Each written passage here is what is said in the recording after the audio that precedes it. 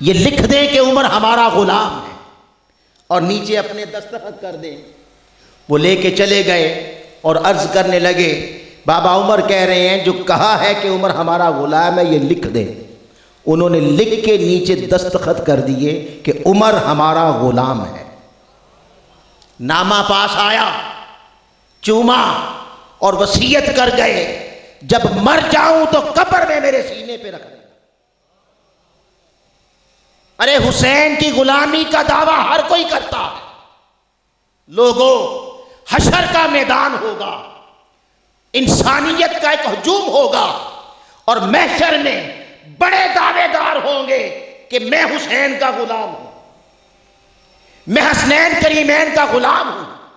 ہر کوئی کہے گا پورے میدان محشر میں، پوری انسانیت میں واحد عمر ہوں گے جن کا صرف دعویٰ نہیں ہوگا، دعوے پر دلیل بھی ہوگی ان کے پاس۔ صرف دعویٰ نہیں ہوگا کہ میں غلام ہوں، کیونکہ دعوے پہ دلیل ہوتی ہے نا۔ تو اگر اللہ نے ہی پوچھ لیا کہ دعوے کی دلیل کیا ہے، کون دلیل دے گا؟ میں حسین کا غلام ہوں۔ پورے محشر میں ایک واحد عمر ہوں گے جن کے پاس دلیل لکھی موجود ہوگی کہ ہاں عمر صرف زبان سے نہیں کہتا کہ میں حسین اور حسن کا غلام ہوں، حسن و حسین نے لکھ کر انہیں آج پوری سند دے رکھی ہے کہ عمر ہمارا غلام ہے۔ یہ صرف حضرت عمر کے پاس ہوگا۔ اسی طرح بہت ساری میرے پاس باتیں ہیں آپ کو بتانے کے لیے، لیکن میں نے چند واقعات آپ کے سامنے رکھے۔ یہ ان کا آپس کا تعلق تھا، یہ اہل بیت کے ساتھ محبت تھی، یہ آل پاک کے ساتھ محبت تھی ان کی۔ بلکہ حضرت عمر بن عبد العزیز، جنہیں ہم خلیفہ خامس بھی کہتے ہیں یا خلیفہ پنجم کا نام بھی دیا جاتا ہے، خلفۂ راشدین کے بعد خلیفہ پنجم بھی انہیں کہا جاتا ہے، عمر بن عبد العزیز یہ اتنا بڑا منصف اور عادل حکمران تھا۔ ان کا دور تھا حضرت امام حسن مجتبی، ان کے بیٹے حسن مصنع رضی اللہ تعالیٰ عنہما، آگے ان کے بیٹے حضرت عبداللہ بن حسن مصنع، ان کا دور تھا۔ تو انہیں کوئی کام پڑ گیا عمر بن عبد العزیز کے ساتھ۔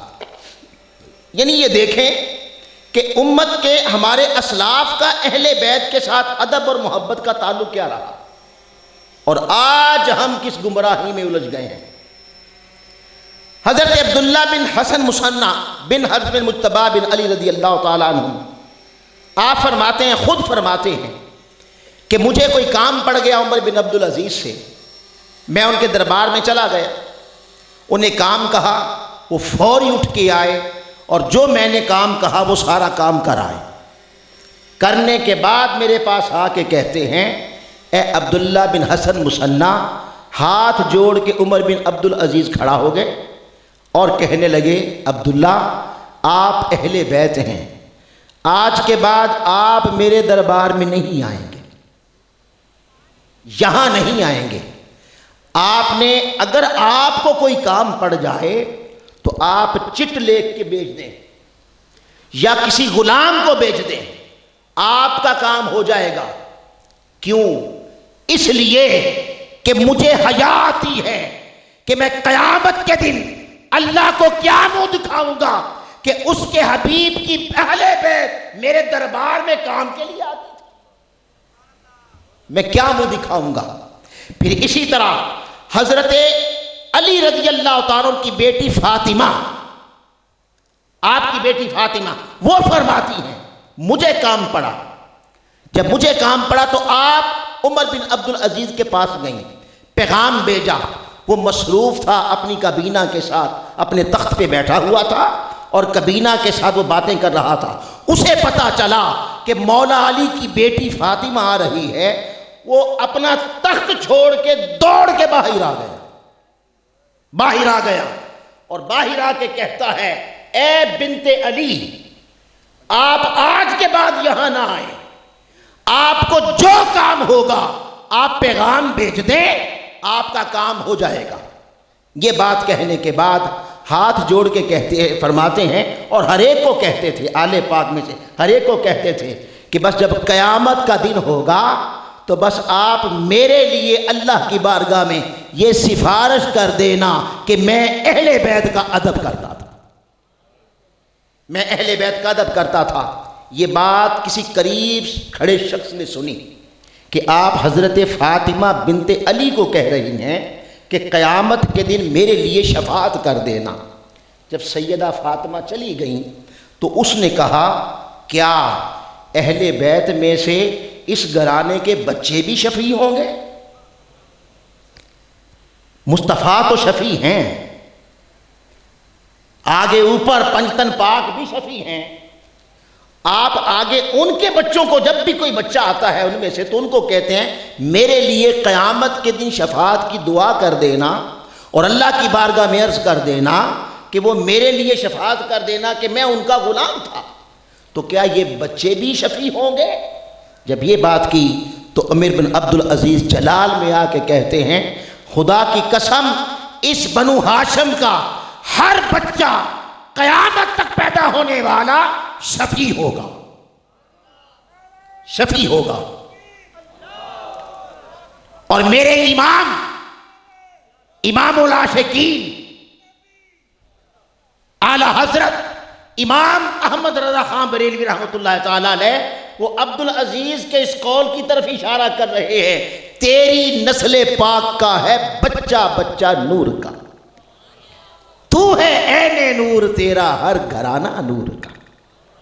یعنی اس خاندان کا بچہ بچہ وہ اللہ پاک نے انہیں یہ درجے دے رکھے ہیں۔ یہ تو میں نے چند باتیں آپ کے سامنے صحابہ کرام اور دیگر کی رکھی، بس ایک واقعہ سنا دیتا ہوں۔ حضرت امام زین العابدین رضی اللہ تعالیٰ عنہ، اب میرے پاس یہ بھری پڑی ہے ڈائری، اور یہ جو پہلی میں نے باتیں کی ہیں یہ ہماری کتب اہل سنت کی ہیں، اور اب جو بات کرنے لگا ہوں یہ اہل تشیع کی بڑی معتبر کتاب کشف الغمہ فی قرابۃ الائمہ، یہ اس کی بات کر رہا ہوں، اور اس کے جلد نمبر 2 ہے اور اس کا صفحہ نمبر 317 ہے۔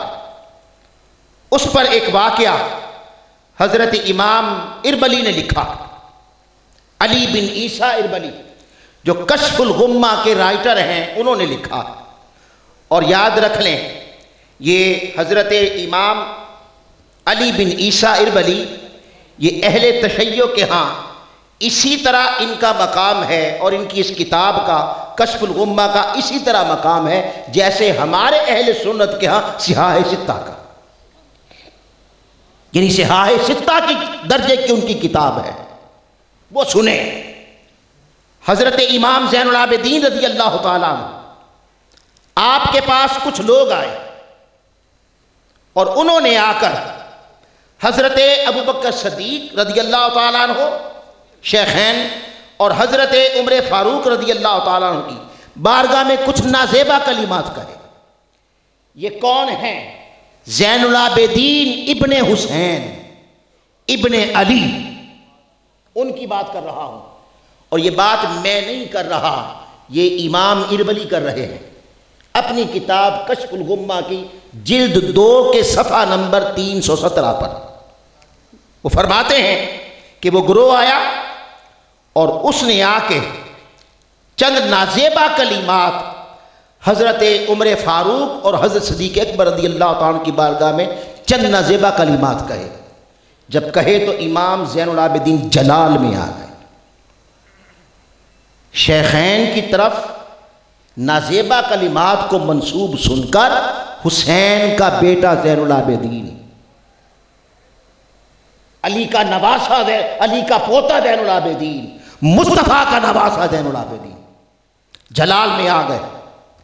جلال میں آ کے آپ نے سورہ حشر کی آیت نمبر 8 پڑھی، جس میں فرمایا گیا، آپ نے پوچھا کہ کیا تم ابو بکر اور عمر کی بارگاہ میں نازیبہ کلمات کہنے والوں، کیا تم قرآن مجید کی اس آیت میں جن کا ذکر ہے یعنی مہاجرین کا ذکر، الذین خرجوا من دیارہم، جن کا آیا کہ یہ وہ لوگ تھے جنہیں ان کے گھروں سے نکالا گیا، اور انہوں نے اپنے گھر بار سب ترک کر دیے اور سب کچھ اور اپنا مال اور جانیں اللہ اور اس کے رسول کے لیے چھوڑ دی اور دین کی مدد کی، کیا تم ان میں سے ہو؟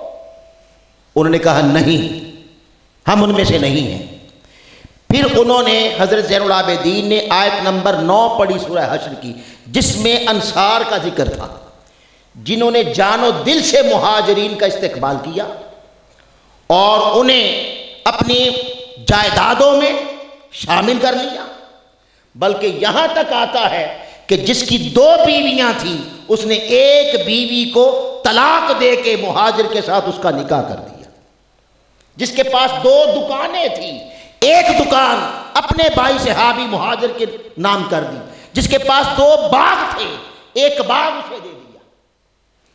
آیت نمبر 9 پڑھی، کہا پھر یہ بتاؤ کیا تمہارا تعلق اس گروہ سے ہے جس میں اللہ پاک نے فرمایا ہے کہ اگر تم مہاجرین صحابہ میں سے، اس میں اللہ پاک نے فرمایا ہے کہ وہ لوگ جنہوں نے انصار کے لیے، انصار کے وہ لوگ جنہوں نے اپنا سب کچھ اپنے گھر بار ان کے لیے بچھا دیے تھے اور محبت کا مظہر بنے، کیا تم انصار میں سے ہو؟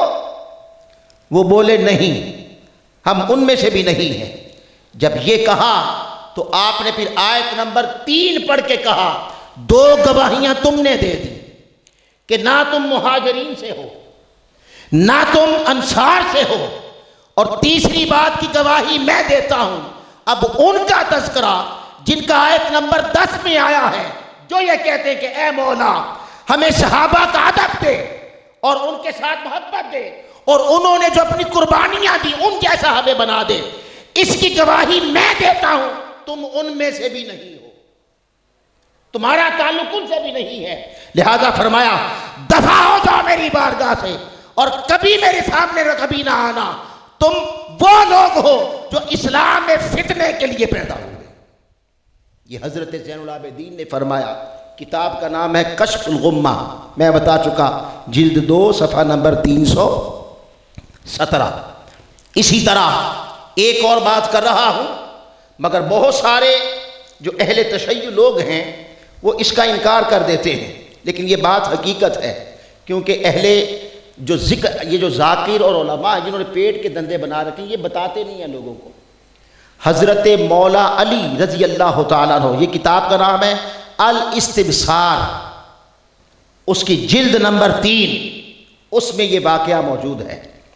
کیا حضرت عمر فاروق رضی اللہ تعالیٰ عنہ کا اہل بیت کے ساتھ محبت کا یہ عالم تھا کہ سیدہ فاطمہ الزہرا سلام اللہ علیہا، سیدہ کائنات کا جب وصال ہو گیا تو حضرت عمر فاروق رضی اللہ تعالیٰ عنہ نے آقا علیہ السلام کی زبان سے یہ کلمہ جملہ سنا ہوا تھا کہ قیامت کے دن ہر نسب کٹ جائے گا سوائے میرے اور سیدہ فاطمہ کے۔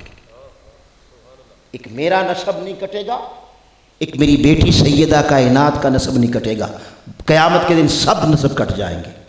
حضرت عمر فاروق رضی اللہ تعالیٰ عنہ نے مولا علی سے عرض کی کہ اے علی، میں چاہتا ہوں کہ مجھے بھی اہل بیت کے نسب مل جائے اور یہ برکت مجھے بھی مل جائے اور میرے حصے میں بھی اہل بیت کا تعلق آ جائے، لہٰذا آپ کی شہزادی حضرت ام کلثوم رضی اللہ تعالیٰ عنہ بنت فاطمہ اور بنت علی، ان کا رشتہ مانگا اس نیت سے کہ قیامت کے دن میرا نسب بھی قائم رہے۔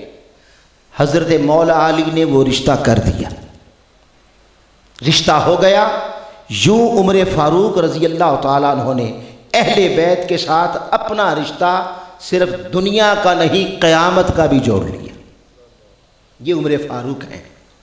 اور پھر اس پر اسی کتاب میں آگے جا کے بعض لوگ کہتے ہیں نہیں یہ اہل سنت نے خود گھڑ لیا، ایسی کوئی بات نہیں ہے، یہ تاریخ کی ایسی حقیقت ہے جسے جھٹلا کوئی نہیں سکتا۔ ان کا آپس کا تعلق ایسا تھا کہ حضرت جعفر صادق رضی اللہ تعالیٰ عنہ، آپ سے کسی نے مسئلہ آ کے پوچھا، مسئلہ یہ پوچھا کہ بتائیں اگر خاتون کا شوہر فوت ہو جائے تو وہ عدت گزارنے کے لیے اپنے والدین کے گھر جا سکتی ہے؟